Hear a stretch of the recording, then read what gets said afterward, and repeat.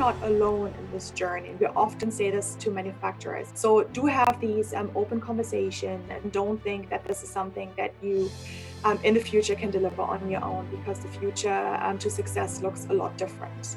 Cada empresa tem as suas necessidades. O que nós temos é uma plataforma tecnológica que lhes permite desenvolver com muita facilidade, sem grande esforço, e ter a informação no momento em que precisa, quando precisa. Eis o projeto que veio trazer uma redução de custo e, ao mesmo tempo, endereçar a sustentabilidade ambiental através da eliminação de papel nos processos produtivos. As pessoas são o nosso diamante. Dar a formação nas novas tecnologias, abraçar as novas tecnologias e os novos desafios e tornar a resiliência parte do nosso ADN. Ser disruptivo. Desenvolvimento de sistemas de produção escaláveis e flexíveis, permitindo a otimização de linhas de produção, adaptando o nível de automação de uma fábrica de acordo com as necessidades imediatas e reais de produção.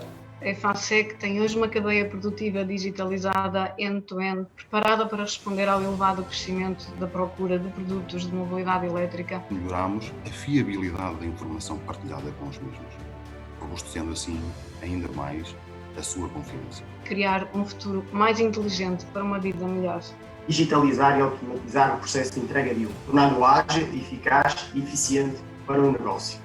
Decidimos desenvolver internamente uma aplicação adaptada às necessidades da Graphics Leader e também que fosse de fácil utilização. As empresas vão ser também mais competitivas, integrando áreas de produção inteligente e a digitalização dos processos. Trata-se de uma revolução digital que provoca a reformulação e a reinvenção dos modelos de negócio.